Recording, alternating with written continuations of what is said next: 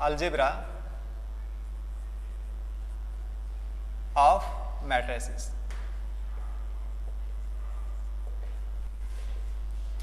Equality of matrices.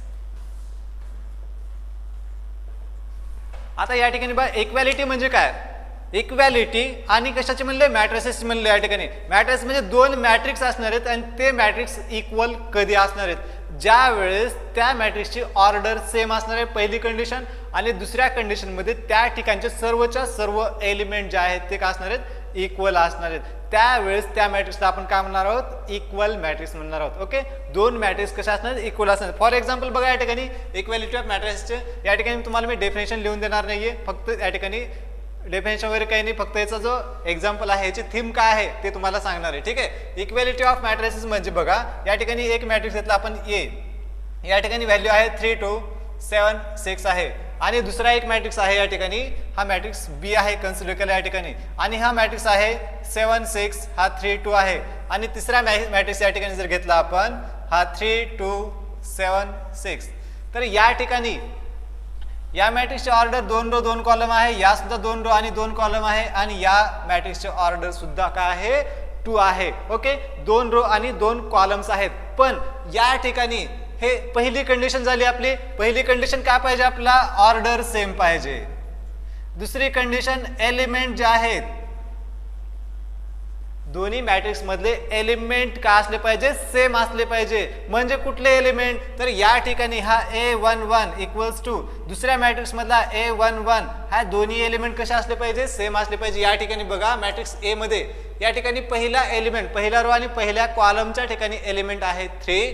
आणि हा दुसऱ्या बी मध्ये, दुसऱ्या मॅट्रिक्स बी मध्ये या ठिकाणी एलिमेंट किती आहे, 7 आहे. या ठिकाणी हा 2 आहे, इथं 6 आहे. या ठिकाणी 3 आहे, इथं 2 आहे. ओके, तर हे दोन्ही मॅट्रिक्स काय नाहीयेत, इक्वल नाहीत. या ठिकाणी आपण लिहू शकतो मग ए is not equals to be. दोन मॅट्रिक्सला इक्वल कधी म्हणायचं, ज्या वेळेस त्या मॅट्रिक्सची ऑर्डर सेम असेल. ऑर्डर म्हणजे रो आणि कॉलमची संख्या सेम असेल. आणि दुसरी कंडिशन मध्ये त्या ठिकाणचे जे एलिमेंट आहेत त्या ठिकाणचे म्हणतोय मी, हा म्हणजे या ठिकाणी हा 3 आहे, तर या ठिकाणी इथं सुद्धा काय पाहिजे, हा 3च पाहिजे. इथं 2 आहे, तर या ठिकाणी इथं काय पाहिजे, 2 पाहिजे. इथं या ठिकाणी 7 आहे, इथं 7च पाहिजे. आणि या ठिकाणी 6 आहे, तर इथं काय पाहिजे, 6च पाहिजे. तर अशा टाइप्सच्या मॅट्रिक्सलाच आपण काय म्हणणार आहोत, इक्वल मॅट्रिक्स म्हणणार, इक्वॅलिटी ऑफ 2 मॅट्रिसेस. ओके, दोन्ही मॅट्रिक्स कशा असणार आहेत, त्या ठिकाणी इक्वल असणार आहेत. Multiplication of matrix by a scalar. आता या ठिकाणी बघा मल्टिप्लिकेशन म्हणले म्हणजे काय करायचं, आपल्याला मल्टिप्लाय करायचं. Okay, multiplication of a matrix, कशाला मल्टिप्लाय करायचं, मॅट्रिक्सला, बाय अ स्केलार. स्केलार म्हणजे एनी कॉन्स्टंट, कुठलाही कॉन्स्टंट जर आपण मल्टिप्लाय केला तर काय म्हणतो आपण, multiplication of a matrix by a scalar. For example या ठिकाणी आपण एक्झाम्पल घेतलं बघा, या ठिकाणी हे एक्झाम्पल घेतलं, हे समजा 3 5 7 2 आहे या ठिकाणी. ओके, तर याला जर आपण मल्टिप्लाय केलं, मल्टिप्लाय स्केलार म्हणजे काय, या ठिकाणी स्केलार म्हणजे सांगितलं तुम्हाला के असेल, 2 असेल, 5 असेल, 7 असेल, कोणताही कॉन्स्टंट असेल त्या ठिकाणी त्याला म्हणायचं स्केलार. कॉन्स्टंट टर्म, कुठलीही कॉन्स्टंट टर्म त्याला म्हणायचं स्केलार. ओके, याने जर मल्टिप्लाय केलं तर आपलं हे जे इक्वेशन भेटणार, आपला मॅट्रिक्स भेटणार आहे तो काय भेटेल, हे बघा, ह्याला के ने मल्टिप्लाय केलं, के इंटू ए जर मल्टिप्लाय केलं तर हा जो भेटणारा मॅट्रिक्स आहे तर हा काय भेटणार आहे, के इंटू समथिंग, हे 3 5 7 2 भेटणार आहे. ओके, याला म्हणायचं multiplication of scalar. Addition of,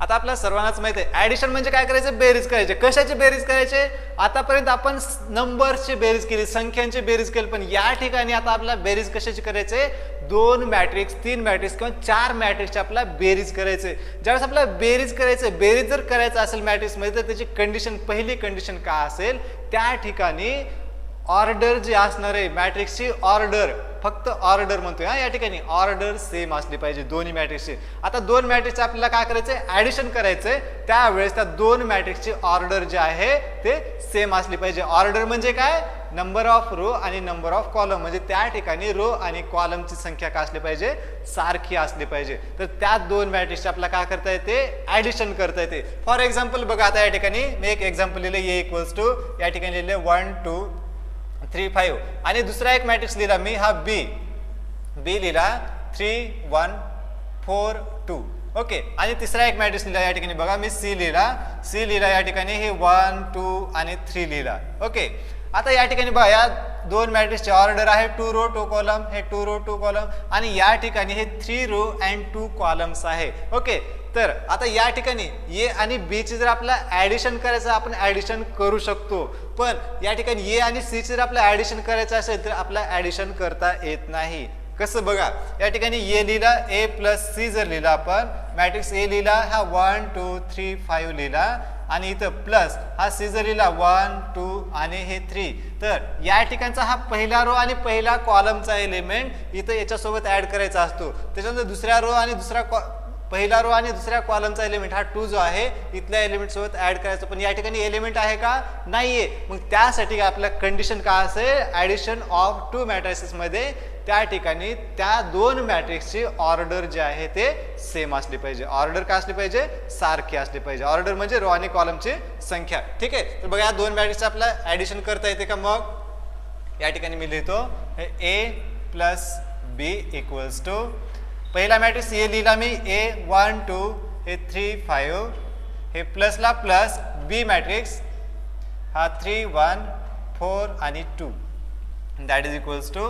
बघा या ठिकाणी ऍडिशन कशी करायची, आता ह्या 1 ने ह्या 3 सोबत हा पहिला रो आणि पहिल्या कॉलम मधला एलिमेंट आहे 1. ओके, हे 1 लिहायचं या ठिकाणी, 1 प्लस हे 3, त्याच्यानंतर पहिला रो पहिला कॉलम मधला एलिमेंट झाला, त्याच्यानंतर हा एलिमेंट घ्यायचा या ठिकाणी, हे 2 प्लस 1, त्याच्यानंतर इथं 3 प्लस 4, हे 3 प्लस 4, इथं 5 प्लस 2 5 प्लस 2, आणि याला आता सिम्प्लिफाय केलं की आपल्याला काय भेटतो, एकच मॅट्रिक्स भेटतो. ठीक आहे, 1 प्लस 3 किती झाले बघा या ठिकाणी, 4 झाले, 2 प्लस 1 या ठिकाणी झालं 3, 3 प्लस 4 झाले या ठिकाणी 7, आणि 5 प्लस 2 काय झालं, 7 झालं, आणि हा भेटला आपला ए प्लस बी इक्वल्स टू एक मॅट्रिक्स भेटला. ठीक आहे, multiplication of 2 matrices. For example आपण डायरेक्ट एक्झाम्पल्स घेऊ. त्या ठिकाणी बघा, हे 1 2 3 4 घेतलं, आणि मॅट्रिक्स बी घेतला या ठिकाणी 3 आणि 2 घेतला, किंवा हे नंतर घेऊ म्हणजे तुम्हाला समजणार नाही, 3 2 1 5. ओके, बघा हे दोन मॅट्रिक्स घेतले आपण या ठिकाणी. ठीक आहे, तर आता या दोन मॅट्रिक्सचा आपला गुणाकार करायचा. ठीक आहे, तर या ठिकाणी काय असले पाहिजे कंडिशन, तुम्हाला कंडिशन नंतर सांगतो. अगोदर याला काय करतो आपण, याला सिम्प्लिफाय कसं करायचं ते बघा. आता या ठिकाणी हा पहिला रो आहे, पहिल्या रोच्या ठिकाणी एलिमेंट काय आहेत, 1 आणि 2 आहेत. तर या ठिकाणी या पहिल्या रोने इथं पहिल्या कॉलमला मल्टिप्लाय करायचं.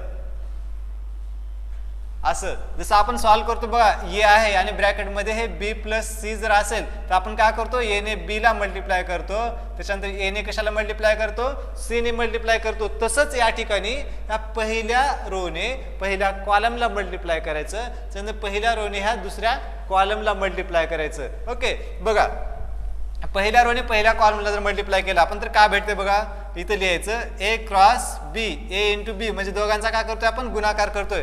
पहिल्या रोने पहिल्या कॉलमला हे 1 इंटू 3, 1 ने 3 ला मल्टिप्लाय केलं, त्याच्यानंतर 2 ने 2 ला प्लस 2 इंटू 2. ओके, पहिला रो आणि या ठिकाणी पहिला कॉलम संपलेला आहे. त्याच्यानंतर आता पहिल्या रोने हा पूर्ण संपलाय का, नाहीये. आपण इथं मल्टिप्लाय कुठपर्यंत केलं, जोपर्यंत त्याच्यामधले एलिमेंट संपत नाहीत तोपर्यंत आपण मल्टिप्लाय केलं. तर या ठिकाणी या पहिल्या रोने या दुसऱ्या कॉलमला आता मल्टिप्लाय करा, या कॉलमला बघा 1 ने या 1 ला मल्टिप्लाय करा. आता काय करायचं, हा एक एलिमेंट झाला. ओके, आपण काय केलं, पहिल्या रोने पहिल्या कॉलमला मल्टिप्लाय केलं, पहिल्या रोने पहिल्या कॉलमला A11 म्हणजे पहिला रो आणि हा पहिला कॉलम. तर आपण कुठं लिहिलं हे पहिला रो आणि पहिल्या कॉलमच्या ठिकाणी लिहिलं. आता आपण मल्टिप्लाय कशाने करतोय पहिल्या रोने दुसऱ्या कॉलमला मल्टिप्लाय करतोय बघा A12 पहिल्या रोने दुसऱ्या कॉलमला मल्टिप्लाय करतो. तर आपण ठेवायचं कुठे ते पहिला रो आणि दुसरा कॉलम ज्या ठिकाणी आहे तिथं ठेवायचा एलिमेंट. ठीक आहे बघा मग ह्या 1 ने 1 ला मल्टिप्लाय केलं इथं लिहायचं 1 इंटू 1 ओके हे प्लस त्याच्यानंतर 2 ने या 5 ला मल्टिप्लाय करा हे 2 इंटू 5 ओके पहिला रो आणि दुसरा कॉलम सुद्धा या ठिकाणी संपलाय. आता आहे का याच्या पुढे काही एलिमेंट नाहीये. ठीक आहे तर आता ह्या दुसऱ्या रोने आता काय करायचं या दुसऱ्या रोने पहिल्या कॉलमला मल्टिप्लाय करा.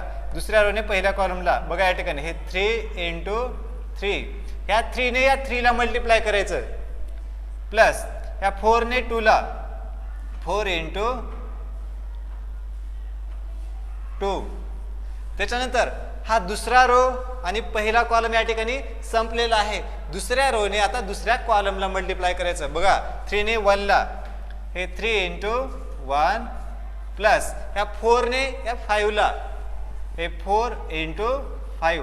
आता याला सिम्प्लिफाय करून घ्यायचं आणि जे काही भेटणार असेल ते काय असेल आपलं रिक्वायर्ड आन्सर असेल. 2 मॅट्रिक्सचा गुणाकार असेल. बघा मग या ठिकाणी 1 इंटू 3 झालं या ठिकाणी 3 प्लस 2 इंटू 2 या ठिकाणी झालं 4 इथं 3 इंटू 3 झालं 9 प्लस 4 इंटू 2 झालं या ठिकाणी 8 इथं 1 इंटू 1 हे 1 प्लस हे 2 इंटू 5 या ठिकाणी 10 इथं 3 इंटू 1 हे 3 प्लस 4 इंटू 5 या ठिकाणी 20 ओके. त्याला सिम्प्लिफाय केल्यानंतर काय भेटते बघा मग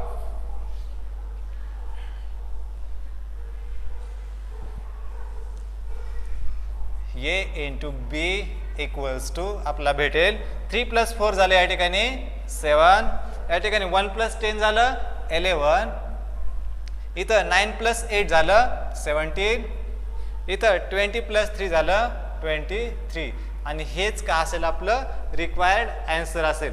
इफ क्वेश्चन बघा कसा येतो इफ A इक्वल्स टू या ठिकाणी लिहिलं आपण 1 3 2 4 and B equals to 7 2 3 5 okay find A into B. फक्त एकच एक्झाम्पल सॉल्व करा आणि तुम्हाला जर वाटलं तर तुमच्या मनाने एक्झाम्पल घ्या आणि सॉल्व करा आणि मारायच्या आणि पाठवायच्या. ठीक आहे.